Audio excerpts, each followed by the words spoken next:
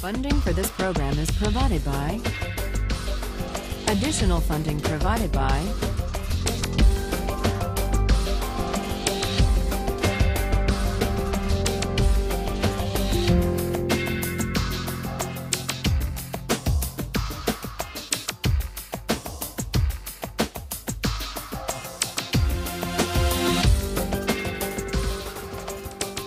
Today we turn to Kant's reply to Aristotle. Kant thinks that Aristotle just made a mistake. It's one thing, Kant says, to support a fair framework of rights within which people can pursue their own conceptions of the good life. It's something else, and something that runs the risk of coercion, to base law or principles of justice on any particular conception of the good life. You remember Aristotle says, in order to investigate the ideal constitution, we have first to figure out the best way to live. Kant would reject that idea. He says that constitutions and laws and rights should not embody or affirm or promote any particular way of life. That's at odds with freedom. For Aristotle, the whole point of law, the purpose of the polis, is to shape character, to cultivate the virtue of citizens, to inculcate civic excellence, to make possible a good way of life. That's what he tells us in the Politics. For Kant, on the other hand, the purpose of law, the point of a constitution, is not to inculcate or to promote virtue. It's to set up a fair framework of rights within which citizens may be free to pursue their own conceptions of the good for themselves. So we see the difference in their theories of justice. We see the difference in their account of law, or the role of a constitution, the point of politics. And underlying these differences are two different accounts of what it means to be a free person. For Aristotle, we're free insofar as we have the capacity to realize our potential.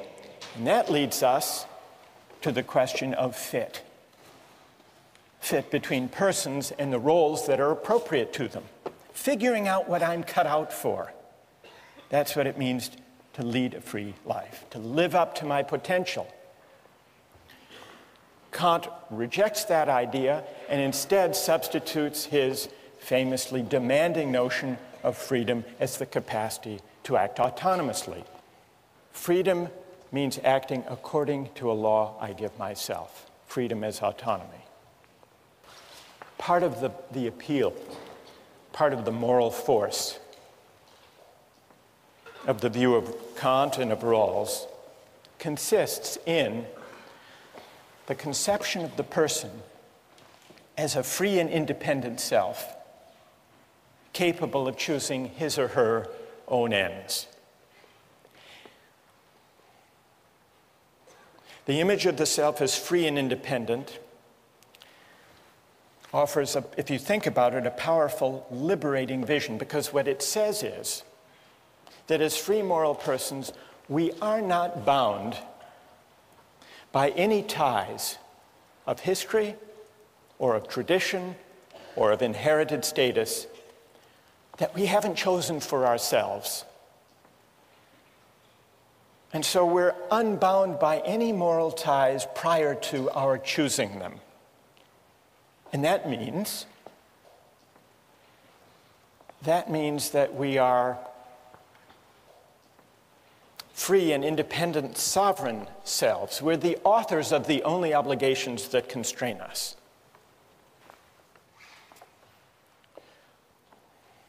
The communitarian critics of Kantian and Rawlsian liberalism acknowledge that there is something powerful and inspiring in that account of freedom, the free, independent choosing self. But they argue it misses something.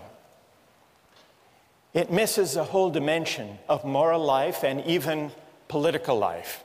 It can't make sense of our moral experience because it can't account for certain moral and political obligations that we commonly recognize and even prize.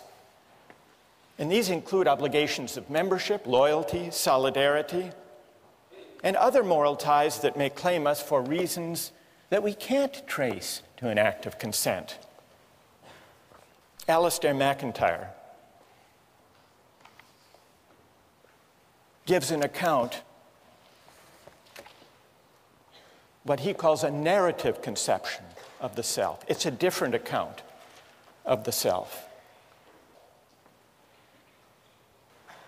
Human beings are essentially storytelling creatures, MacIntyre argues. That means I can only answer the question, what am I to do, if I can answer the prior question, of what story or stories do I find myself a part? That's what he means by the narrative conception of the self. What does this have to do with the idea of community and belonging? MacIntyre says this: once you accept this narrative aspect of moral reflection, you will notice that we can never seek for the good or exercise the virtues only as individuals. We all approach our circumstance as bearers of particular social identities. I am someone's son or daughter, a citizen of this or that city. I belong to this clan, that tribe, this nation. Hence, MacIntyre argues, what is good for me has to be the good for someone who inhabits these roles. I inherit from the past of my family, my city, my tribe, my nation, a variety of debts, inheritances, expectations, and obligations. These constitute the given of my life, my moral starting point. This is, in part, what gives my life its moral particularity. That's the narrative conception of the self. And it's a conception that sees the self as claimed or encumbered, at least to some extent, by the history, the tradition, the communities of which it's a part. We can't make sense of our lives, not only as a psychological matter, but also as a moral matter in thinking what we ought to do without attending to these features about us. Now, MacIntyre recognizes that this narrative account, this picture of the encumbered self, puts his account at odds with contemporary liberalism and individualism. From the standpoint of individualism, I am what I myself choose to be. I may biologically be my father's son, but I can't be held responsible for what he did unless I choose to assume such responsibility. I can't be held responsible for what my country does or has done unless I choose to assume such responsibility. But MacIntyre says this reflects a certain kind of moral shallowness, even blindness. It's a blindness at odds with the full measure of responsibility, which sometimes, he says, involves collective responsibility, or responsibilities that may flow from historic memories. And he gives some examples. Such individualism is expressed by those contemporary Americans who deny any responsibility for the effects of slavery upon black Americans, saying, I never owned any slaves. Or the young German who believes that having been born after 1945 means that what Nazis did to Jews has no moral relevance to his relationship to his Jewish contemporaries. MacIntyre says all of these attitudes of historical amnesia amount to a kind of moral abdication. Once you see that who we are and what it means to sort out our obligations can't be separated, shouldn't be separated from the life histories that define us. The contrast, he says, with the narrative account is clear. For the story of my life is always embedded in the story of those communities from which I derive my identity. I am born with a past, and to try to cut myself off from that past is to deform my present relationships. So there you have, in McIntyre, a strong statement of the idea that the self can't be detached, shouldn't be detached from its particular ties of membership, history, story, narrative. Now, I want to get your reactions to the communitarian critique of the individualist or the voluntarist, the unencumbered self. But let's make it concrete so that you can react to more than just the theory of it by looking at the two different accounts of moral and political obligation that arise, depending on which of these conceptions of the person one accepts. On the liberal conception, moral and political obligations arise in one of two ways. There are natural duties that we owe human beings as such, duties of respect for persons qua persons. These obligations are universal. Then, as Rawls points out, there are also voluntary obligations, obligations that we owe to particular others insofar as we have agreed, whether through a promise or a deal or a contract. Now, the issue between the liberal and communitarian accounts of the self,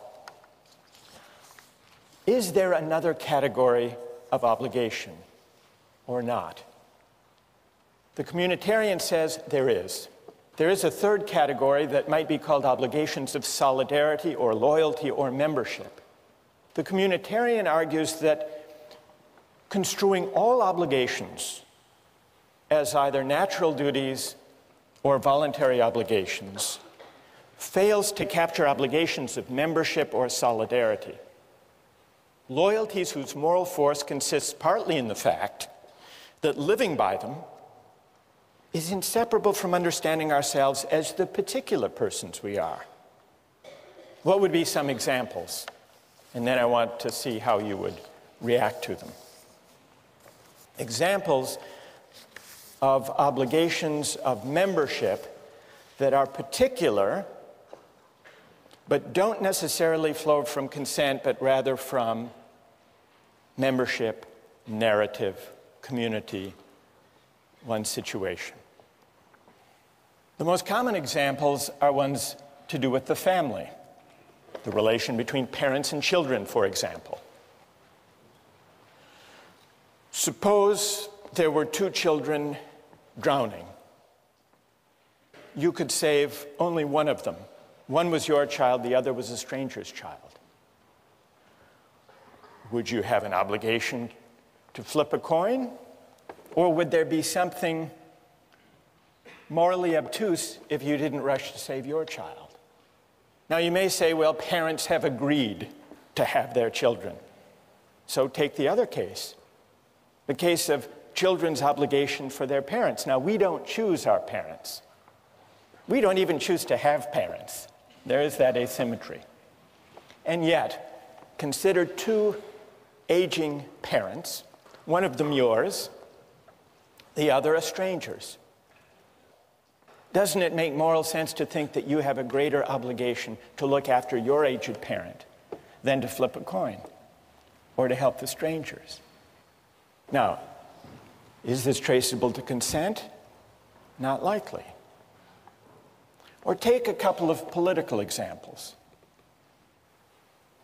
During World War II, French resistance pilots flew bombing raids over occupied France.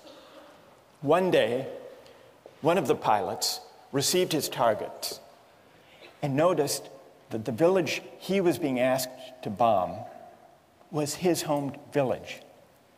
He refused, not disputing that it was as necessary as the target he bombed yesterday. He refused on the ground that he couldn't bring himself. It would be a special moral crime for him to bomb his people even in a cause that he supported, the cause of liberating France. Now, do we admire that? If we do, the communitarian argues, it's because we do recognize obligations of solidarity. Take another example. Some years ago, there was a famine in Ethiopia. Hundreds of thousands of people were starving. The Israeli government organized an airlift to rescue Ethiopian Jews. They didn't have the capacity to rescue everyone in Ethiopia. They rescued several hundred Ethiopian Jews. Now, what's your moral assessment? Is that a kind of morally troubling partiality, a kind of prejudice? Or, as the Israeli government thought, is there a special obligation of solidarity that this airlift properly responded to? Well, that takes us to the broader question of patriotism. What, morally speaking, is to be said for patriotism? There are two towns named Franklin. One is Franklin, Texas, and the other is just across the Rio Grande River, Franklin, Mexico. What is the moral significance of national boundaries? Why is it, or is it the case, that we as Americans have a greater responsibility for the health and the education and the welfare and public provision for people who live in Franklin, Texas, than equally needy people just across the river living in Franklin, Mexico? According to the communitarian account, membership does matter. And the reason patriotism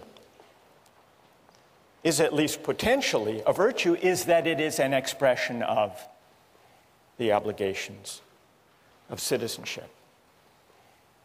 How many are sympathetic to the idea that there is this third category of obligation, the obligations of solidarity or membership? How many are sympathetic to that idea? And how many are critical of that idea? How many think all obligations can be accounted for in the first two ways? All right, let's hear from the critics of the communitarian idea first. Yes? My biggest concern with the idea of having obligations because you're a member of something or because of solidarity is that it seems that if you accept those obligations as being sort of morally binding, then there's a greater occurrence of overlapping obligations, a greater occurrence of good versus good. And I don't know if this sort of framework allows us to choose between them. Good. And what's your name? Patrick. So you worry that if we recognize obligations of membership or solidarity, since we inhabit different communities, their claims might conflict. And what would we do if we have competing obligations? Yes? Well, one solution is that we could view ourselves as ultimately members of the human community, and that then within that we have all these smaller spheres of that, you know, I am an American or I am a student at Harvard. And so the most important community to be obligated to is the community of human beings, and then from there you can sort of evaluate which other ones are most important to you. So the most and what's your name? Nicola? So Nicola, you say the most universal community we inhabit, the community of humankind, always takes precedence. Yes. Patrick, are you satisfied? No. Why not? It seems rather arbitrary that we should choose the universal obligation over the more specific obligation.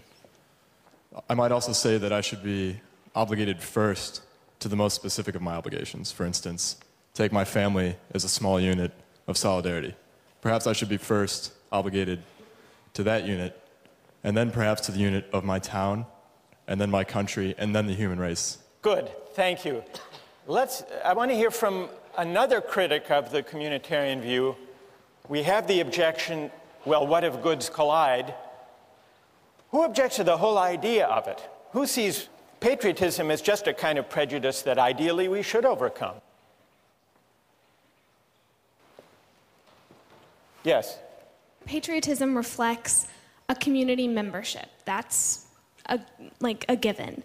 I think the problem is that whereas some memberships are natural narratives, the narrative of citizenship is a constructed one, and I think a false one. Because as the river is just a historical accident, it makes no sense that because the lottery of birth threw me into the United States as opposed to Mexico, that that's the membership that I should be a part of. Good. And what's your name? Elizabeth. Elizabeth. Who has a reply? Yes.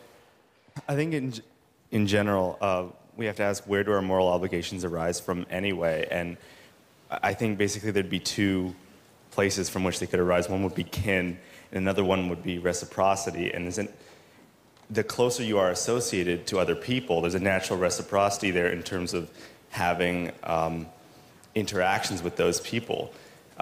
You interact with the neighbors on your street, with the other people in your country through economic arrangements. But I don't know, and you don't know those people in Franklin, Texas, any more than you know the people in Franklin, Mexico, do you? Presumably, you're naturally more connected with the people in your own country in terms of interaction and trade than you are with people in other countries. Good. Who else? Well, go ahead. Yeah, I think that a lot of the basis for patriotism can be compared to like school spirit or even house spirit that we see here, where freshmen are sorted into houses and then within a day they have developed some sort of attachment or pride associated with that house. And so I think that we can probably draw a distinction between a moral obligation for communitarian beliefs and sort of just a sentimental, emotional attachment. Good. Wait, stay there. What's your name? Rena. What about, go back to my example about the obligation of the child to the parent. Would you say the same thing there? It's just may or may not be a sentimental tie, but it has no moral weight? Well, I mean, I'm not entirely certain that accident in the initial stage is something that will preclude like moral obligations later. So, you know, just because we were randomly sorted into a house or just because we don't choose who our parents are or what country we're born into doesn't necessarily mean that we won't like develop an obligation based on some type of benefit, I guess, which is sort of shaky. So your obligation to your aged parent that's greater than to aged parents around the world is only because and insofar as you're repaying a benefit that your parent gave you when you were growing up? Yeah, I mean, I would say that if we look at cases of adoption where, you know, you have a biological parent somewhere else that you don't interact with, and then you have a parent, you know, who adopted you, most people would say that if you had to pick between them in the case of, you know, aging parents, that your obligation would lie more with the person who raised you and who had exchanges with you meaningfully. Right. May I ask you one more question about the parent? Sure. Do you think that a person with a bad parent owes them less? I don't know, because I've never had a bad parent.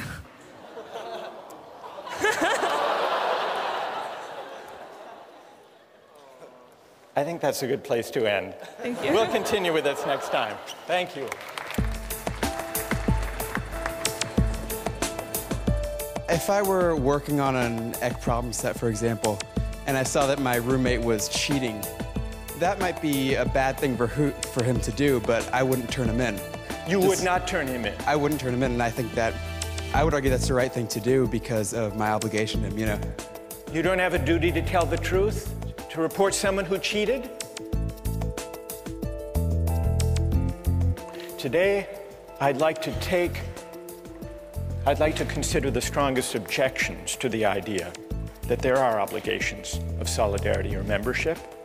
Then I want to see if those objections can be met successfully. One objection emerged in the discussion last time. Patrick said, well,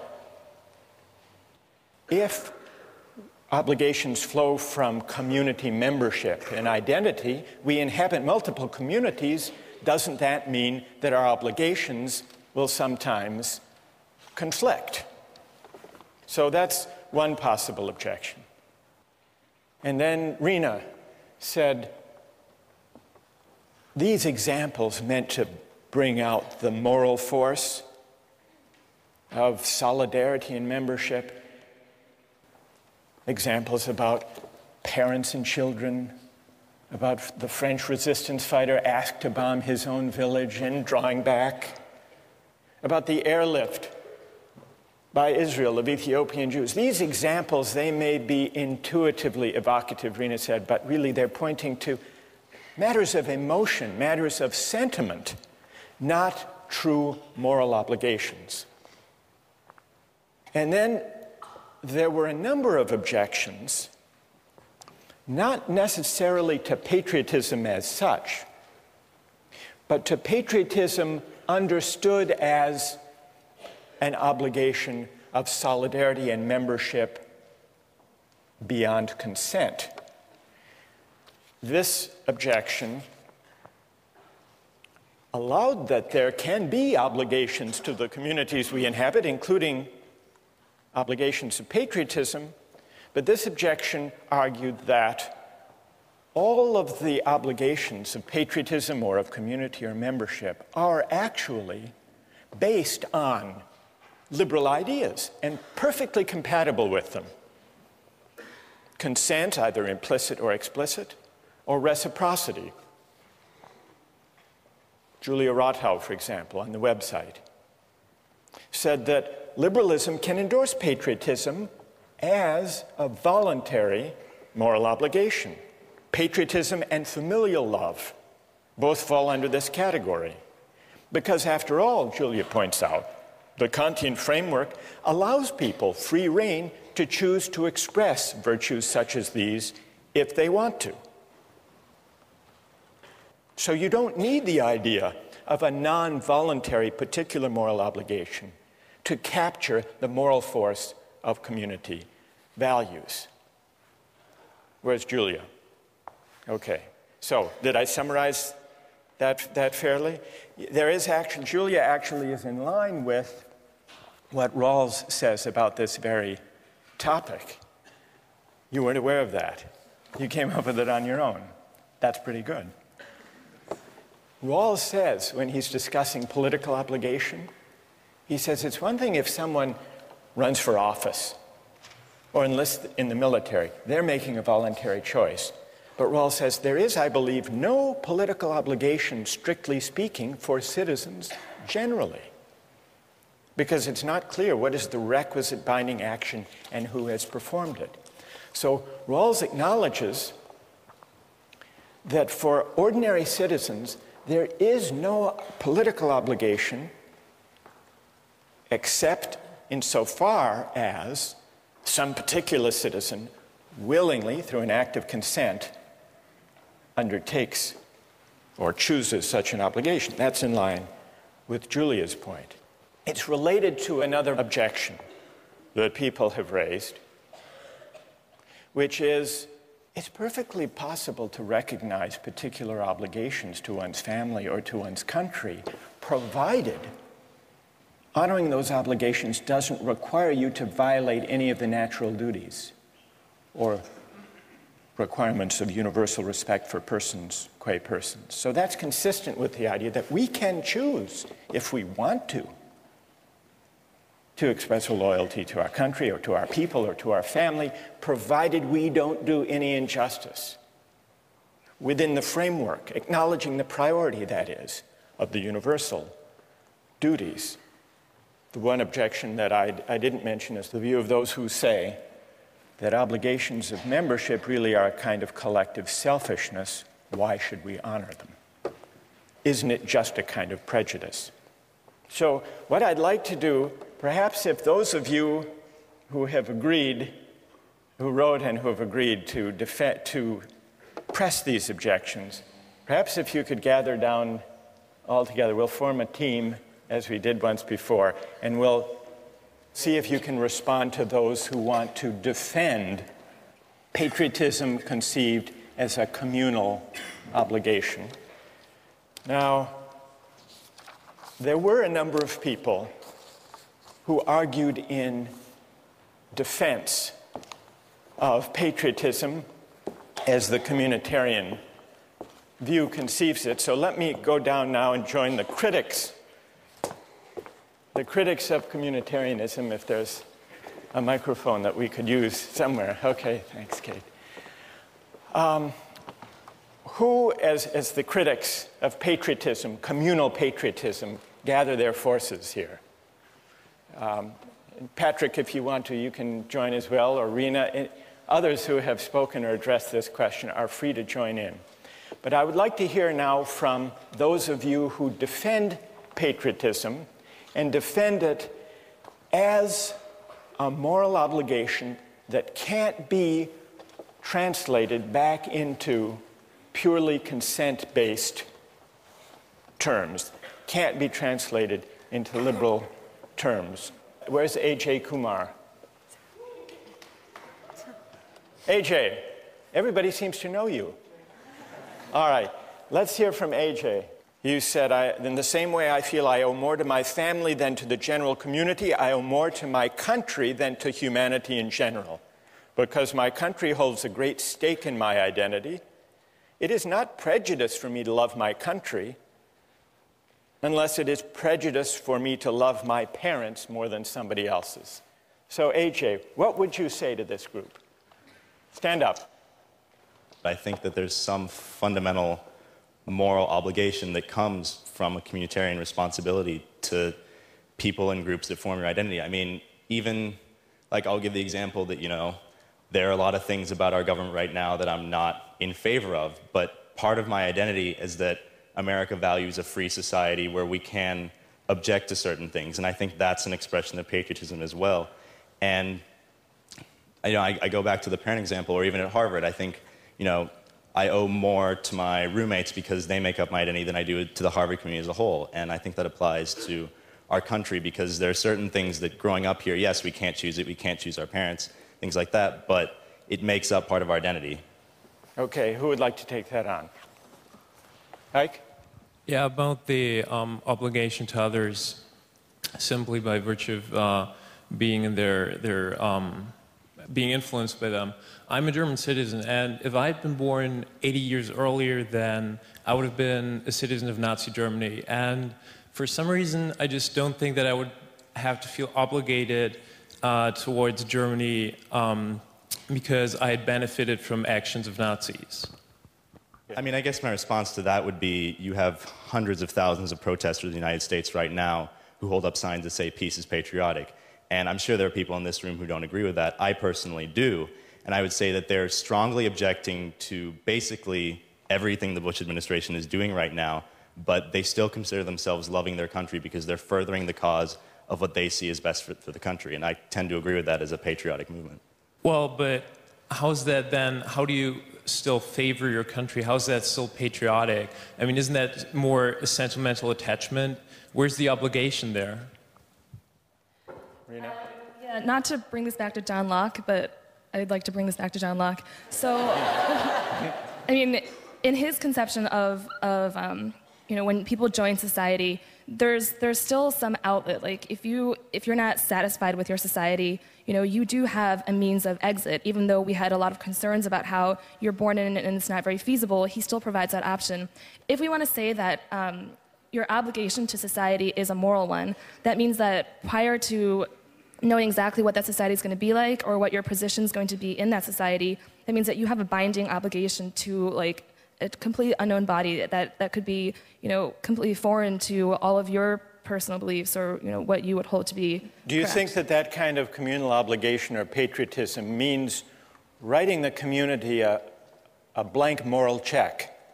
Basically, yeah. Like, I think that we can, I think it's reasonable to say that as you grow and as you develop within that community, that you acquire some type of obligation based on reciprocity. But to say that you have a moral obligation, I think, requires a stronger justification. Good. Who else? Anyone else like to address that? I guess we could say that you could argue that you're morally obliged to society by the fact that there is this reciprocity. I think it's the idea that, you know, we participate in society, we pay our taxes, we vote. This is why we could say that we owe something to society. But beyond that, I don't think there's anything inherent in the fact that we are members of the society itself that we owe it anything. I think it's insofar as the society gives us something, gives us protection, safety, security, then we owe the society something, but nothing beyond what we give the society. Who wants to take that on? Rahul? I don't think we give the community a blank moral check in that sense. I think we only give it a blank moral check when we abdicate our sense of civic responsibility and when we say that the debate doesn't matter because patriotism is a vice. I think that patriotism is important because it gives us a sense of community, a sense of common civic virtue that we can engage in the issues. Even if you don't agree with the way the government is acting, you can still love your country and hate the way it's acting. And I think because out of that love of country, you can debate with other people and have respect for their views, but still engage in the debate. If you just say that, you know, patriotism is a vice, you drop out of that debate and you cede the ground to people who are more fundamentalist, who have a stronger view, and who may coerce the community. Instead, we should engage the other members of the community on that same moral ground. Well, now what we hear from AJ and Rahul is a very pluralistic, argumentative, critically minded patriotism, whereas what we hear from Ike and the critics of patriotism here is the worry that to take patriotic obligation in a communal way, seriously, involves a kind of loyalty that doesn't let us just pick and choose among the beliefs or actions or practices of our country. What's left of loyalty if all we're talking about,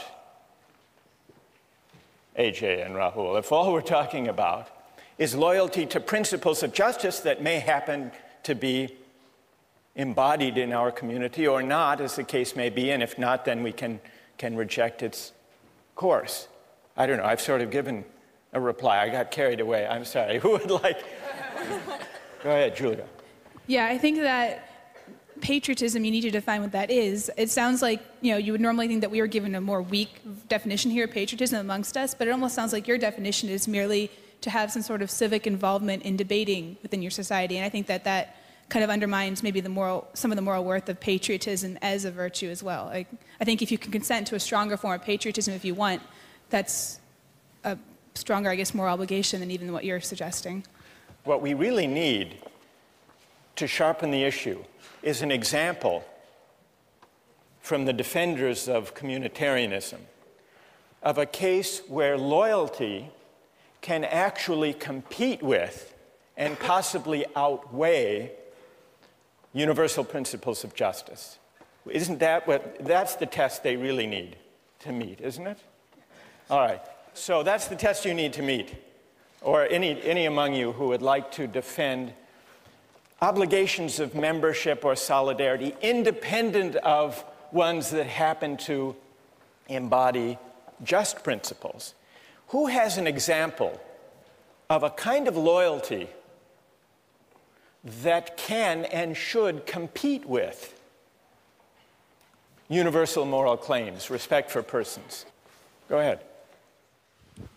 Yeah, if I were working on an EC problem set, for example, and I saw that my roommate was cheating, that might be a bad thing for him to do, but I wouldn't turn him in.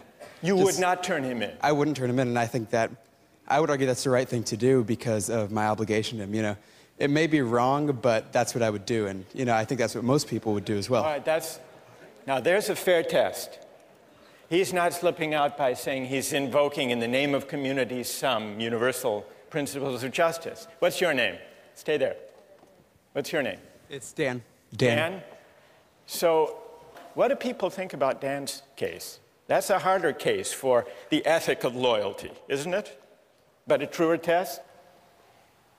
How many agree with Dan?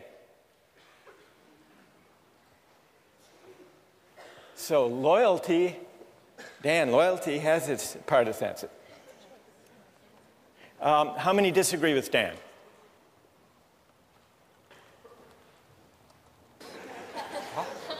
Peggy. Oh, well, I agree with Dan, but I agree that it's a choice that we make, but it's not necessarily right or wrong. I mean, I'm agreeing that I'm going to make the wrong choice because I'm going to choose my roommate, but I also recognize that that choice isn't morally right. So you're still translating even Dan's loyalty. You're saying, well, that's a matter of choice. But what's the right thing to do? Most people put up their hands saying, Dan would be right to stand by his roommate and not turn him in.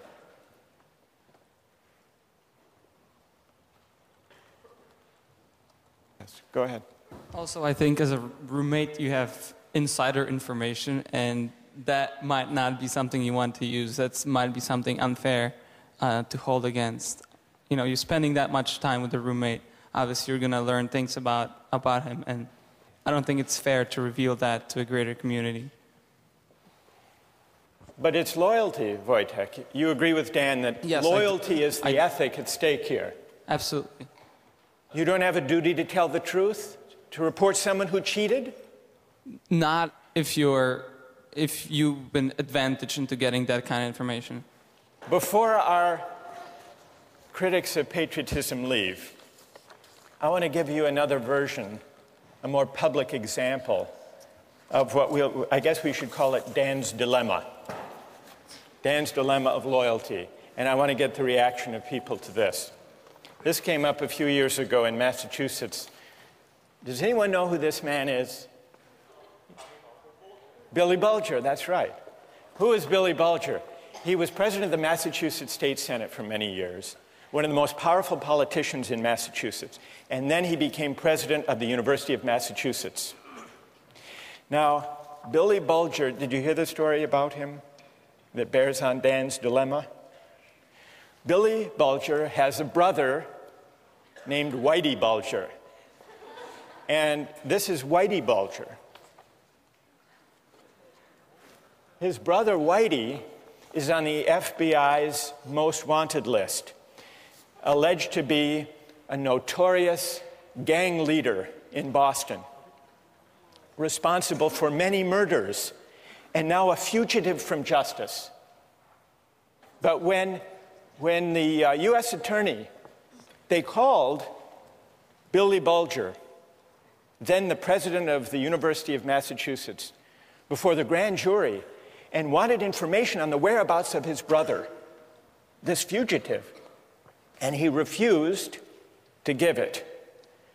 The U.S. attorney said, just to be clear, Mr. Bulger, you feel more loyalty to your brother than to the people of the Commonwealth of Massachusetts? And here's what Billy Bulger said. I never thought of it that way, but I do have a loyalty to my brother. I care about him. I hope that I'm never helpful to anyone against him. I don't have an obligation to help anyone catch my brother. Dan, you would agree? How many would agree with the position of Billy Bulger? Let me give one other example, and then we'll let the critics reply, the critics of loyalty, as we'll describe it. Here's an even more fateful example from a figure in American history, Robert E. Lee. Now, Robert E. Lee, on the eve of the Civil War, was an officer of the Union Army. He opposed secession, in fact, regarded it as treason. When war loomed, Lincoln offered Lee to be the commanding general of the Union Army. And Lee refused, and he described in a letter to his sons why he refused. With all my devotion to the Union, he wrote, I have not been able to make up my mind to raise my hand against my relatives, my children, my home, by which he meant Virginia. The Union is dissolved. I shall return to my native state and share the miseries of my people, save in her defense. I will draw my sword no more. Now, here's a real test, Dan, for your principle of loyalty. Because here, is the cause of the war against, not only to save the Union, but against slavery. And Lee is going to fight for Virginia, even though he doesn't share the desire of the southern states to secede. Now, the communitarian would say there is something admirable in that. Whether or not the decision was ultimately right, there's something admirable. And the communitarian would say, we can't even make sense. Rena, we can't make sense of Lee's dilemma as a moral dilemma unless we acknowledge that the claim of loyalty arising from his sense of narrative of who he is a moral, not just sentimental, emotional tug. All right, who would like to respond to Dan's loyalty, to Billy Bulger's loyalty, or to Robert E. Lee's loyalty to Virginia?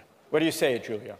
Okay, well, I think that these are some classic examples of multiple spheres of influence, and that you have conflicting communities, that your family and your country. I think that's one reason why the idea of choice in your obligation is so important, because how else can you resolve this? If you're morally obligated and there's no way out of this need for loyalty to both communities, you're trapped. There's nothing you can do. You have to make a choice.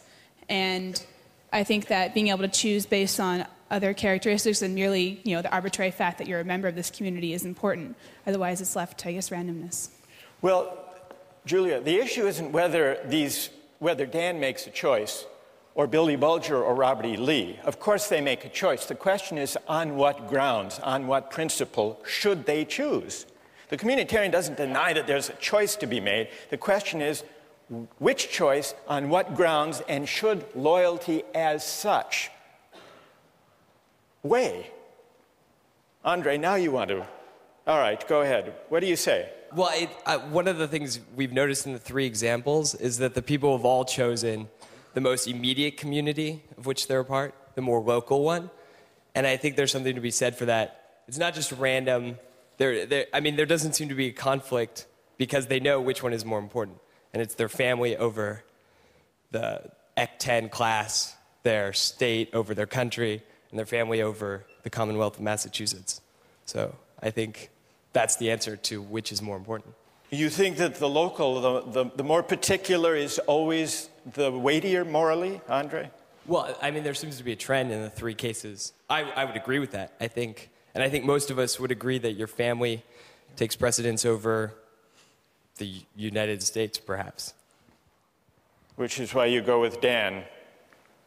Dan, yes. Loyalty to the roommate over Ec-10 and the truth. Yeah, exactly. I would, because, truth-telling, not the truth of Ec-10.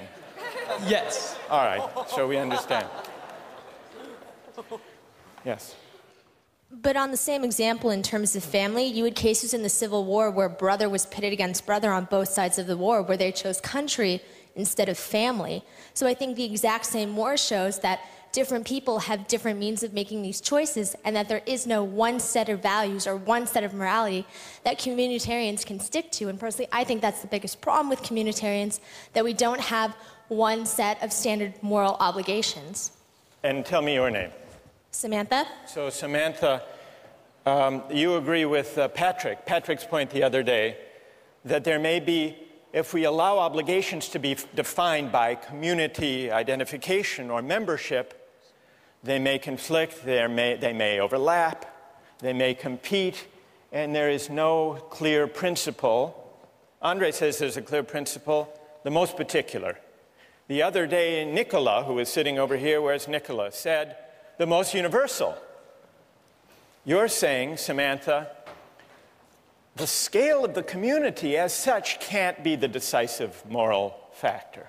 So there has to be some other moral judgment.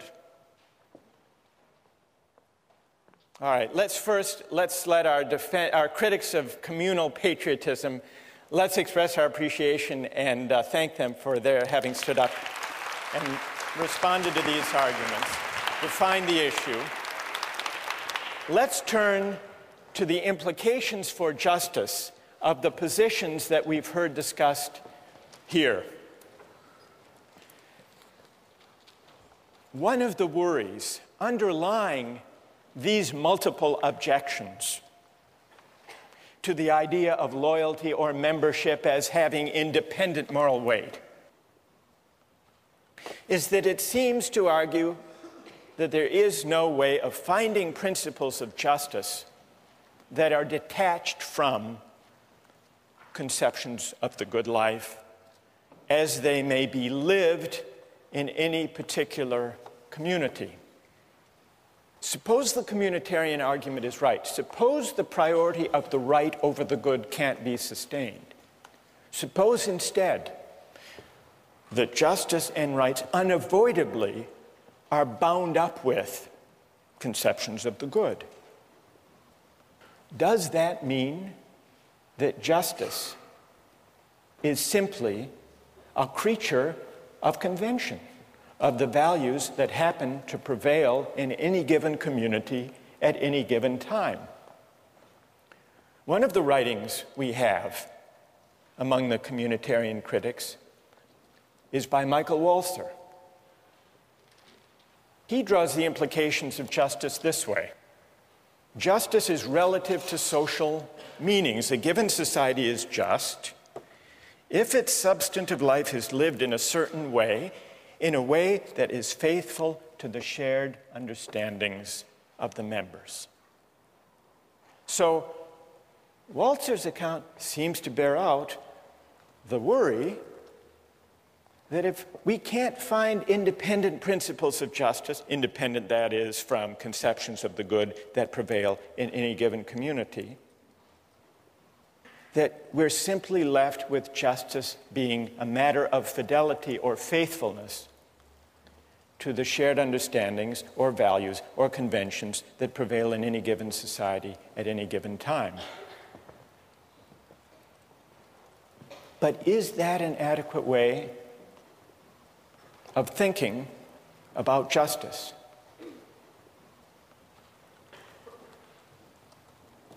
Well, let's take a look at a short clip from the documentary Eyes on the Prize.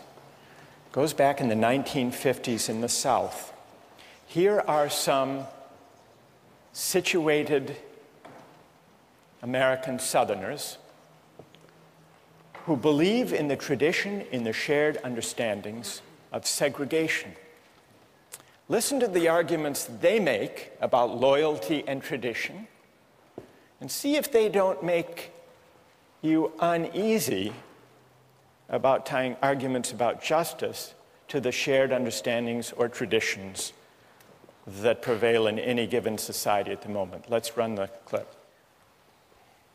This land is composed of two different cultures, a white culture and a colored culture, and I've lived close to them all my life.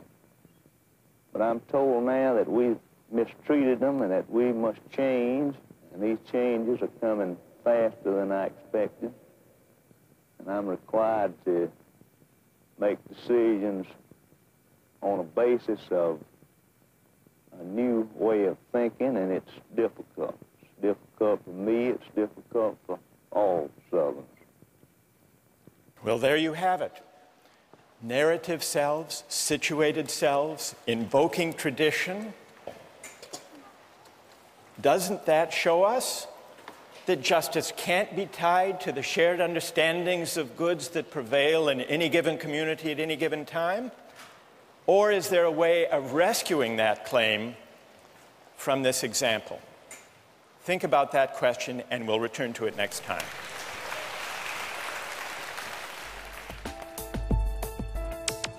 Don't miss the chance to interact online with other viewers of Justice.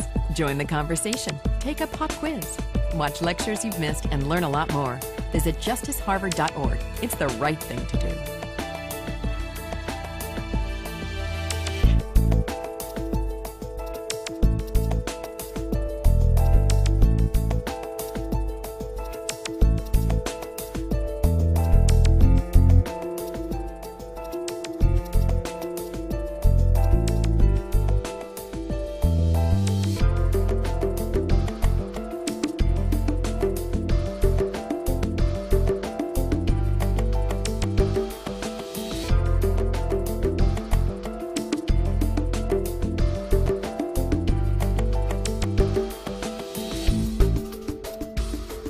Funding for this program is provided by...